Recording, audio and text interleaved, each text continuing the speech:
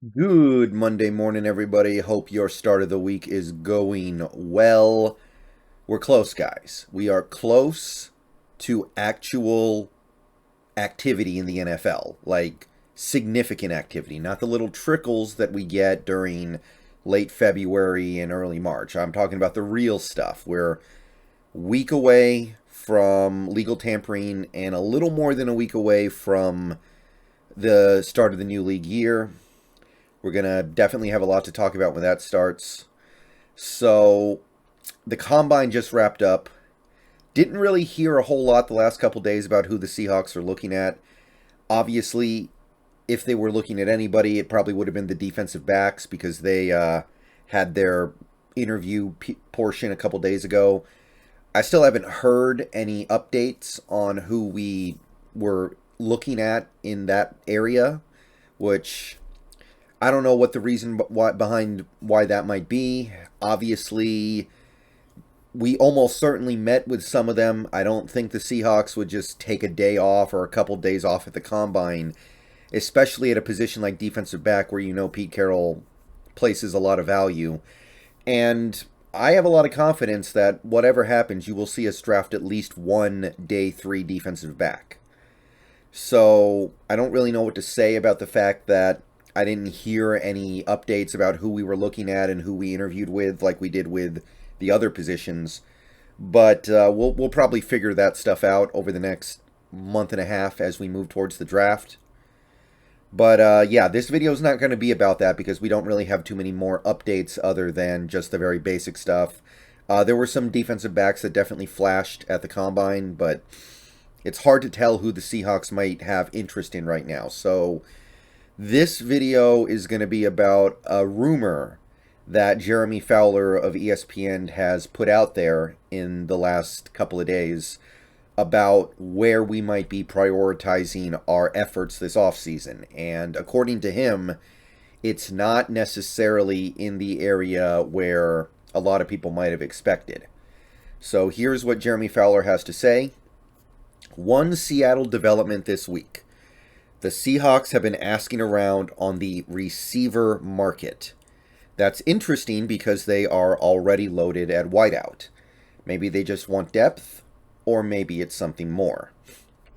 Now, it's very easy to look at this and go, it's the former, right? It's they want depth, and that's all there is to it. But the fact that this is actually getting highlighted by Jeremy Fowler does have to make one wonder. So let's think about this for a second.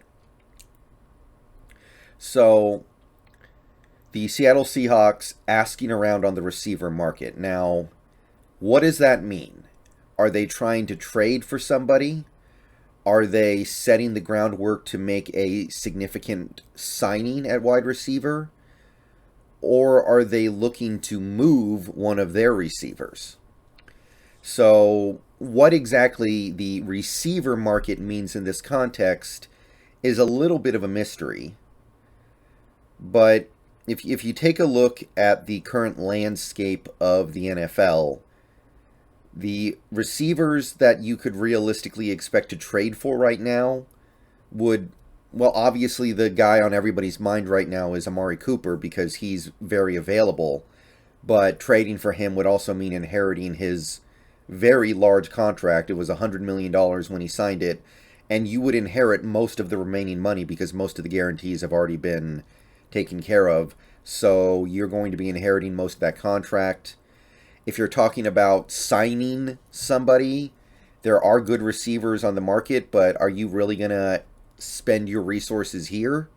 I wouldn't think so, right? Like if you take a look at this list, there are some good guys here by all means. Allen Robinson, Chris Godwin, Devontae Adams, these have been star receivers in the past.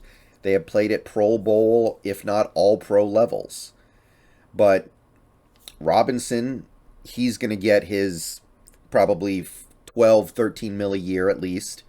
Godwin's probably looking at 15 to 16 mil a year. Devontae Adams is probably going to break the record for the biggest payday a wide receiver has ever gotten. So I don't think you're going to be getting any of those guys.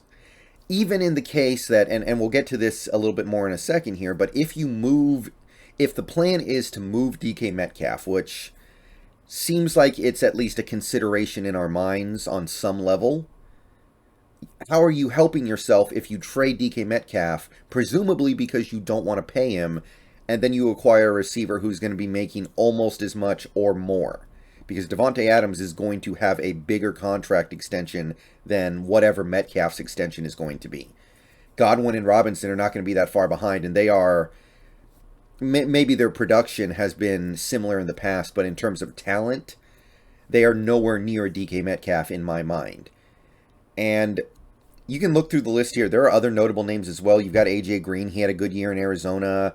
Mike Williams has been a good receiver for the Chargers. He's available. You could get somebody like a Juju Smith-Schuster.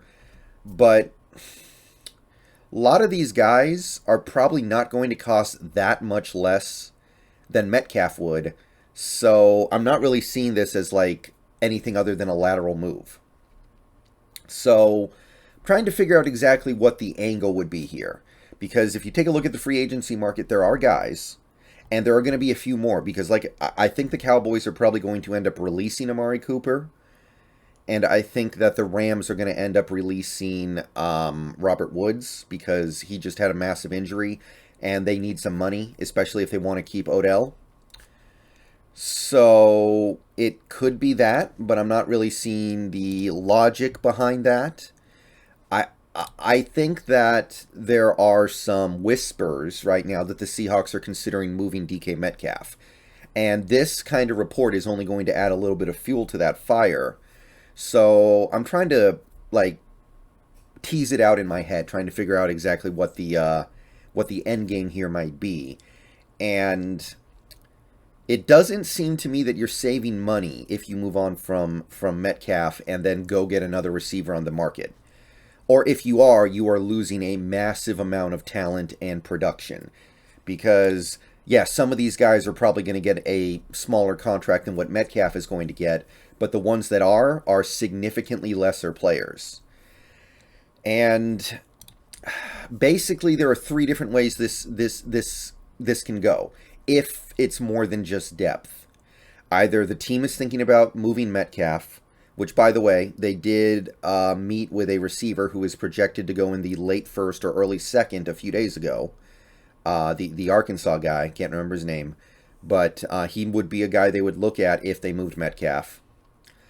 They are giving up on Dwayne Eskridge. They've seen something they don't like with him, which I don't think you can do that after 1 year when he suffered a massive concussion in game 1, but maybe there's something else there. They just don't like it. Maybe they have the inclination that he's going to retire soon. I don't know. But maybe that's the ploy here, and we're thinking about trying to replace him.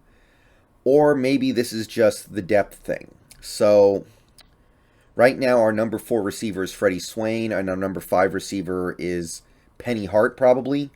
And you've got Cade Johnson, Aaron Fuller, and probably 1 or 2 other guys on the practice squad. There's really nothing wrong with that, but maybe, and this is what I would like it to be, if this is indeed a real thing, the Seahawks looked at what a team like the Rams did last year. They loaded up at receiver, the Rams did. Obviously, they had Robert Woods, Cooper Kupp, they acquired Odell, they had Van Jefferson, they even had Tutu Atwell, who didn't do much of anything for them, but they still spent a second-round pick on him. That was a team that decided, you know what, we need receivers. And it doesn't matter how many receivers we have. We got to get more. We got to get more guys that we trust. We got to get guys that we believe in, who can actually play significant snaps in a big game, and we can trust them to do the job. So by the end of the year in the Super Bowl, the Rams had lost Robert Woods. They lost Odell in that game, and they basically never had Tutu Atwell, and they still had enough to get it done with Cooper Kupp and Van Jefferson. So maybe we're looking at that and going, we need to be like that. We need to make sure that we go 5, 6 deep with really trustworthy receivers. And maybe to them, Freddie Swain isn't that guy, because Freddie Swain's all over the place. He makes plays, he does some cool stuff, but he's not necessarily trustworthy from snap to snap. Maybe we're trying to move on from that. I don't know. I've been looking at this from different angles ever since I saw this report, because there's been a little bit of buzz lately about the possibility of moving on from Metcalf. I don't like it, and I don't think Carroll would do it because I think Carroll loves Metcalf. I think Carroll, it would be much easier for me to imagine us moving on from Metcalf if we didn't have Carroll anymore, but I think Carroll loves him. Maybe Carroll is sitting there and he's like, okay, I already paid Russell all this money. I gave Lockett the extension. We've got money tied up into hopefully at least one blue chip offensive lineman this offseason. I can't be giving big money to another wide receiver, so it doesn't matter how much I love Metcalf. I want to build this defense. He's got to go. Maybe that's the mentality. But the receiver market, I'm trying to figure out exactly what that might mean. Are we trying to trade for somebody who's undervalued, who we think is better than the expected? Or are we looking at this free agency pool and we're thinking, let's get AJ Green for, I don't know, what is AJ Green going to cost? 5-6 million again? Maybe we feel more comfortable with that. Or maybe we're thinking about adding AJ Green or a guy like that to what we already have. I don't know. I'm really confused about this one. I didn't see this one coming. This one doesn't make a whole lot of sense to me. I'm trying to figure out if it's from a perspective of trying to prepare for life without Metcalf because he's due for the extension that we may not be comfortable giving. Is it because we're done with Eskridge or we're preparing to be done for Eskridge? Or is this purely just a thing where we're like, okay, we need to be like the Rams last year, going super, super deep at receiver. Maybe we go get a guy like a Byron Pringle from Kansas City. Maybe we go get a guy like Odell if he shakes free. Christian Kirk is becoming a free agent, and that Arizona situation is not good right now. Maybe we're just talking about adding a quality, dependable veteran as depth. I don't know. What do you guys think? How do you guys read into this? Let me know what you think down below. I'm going to go ahead and get out of here. This video was a little all over the place, but I don't know where to start with this. It really surprises me that we're thinking about making an investment at receiver this offseason, but currently there seems to be some indication that the team is at least thinking about doing something there. Is it a small thing or a big thing? That's what we're trying to figure out. See you guys later. Go Hawks.